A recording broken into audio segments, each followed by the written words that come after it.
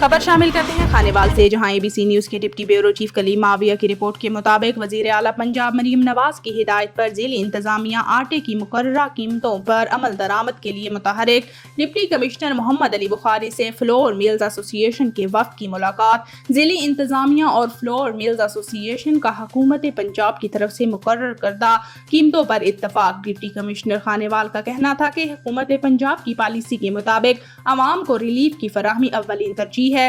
10 kilo gram regular آٹے کی قیمت 780 روپے، 10 کلو فورٹیفائیڈ آٹے کی قیمت 800 روپے ہے۔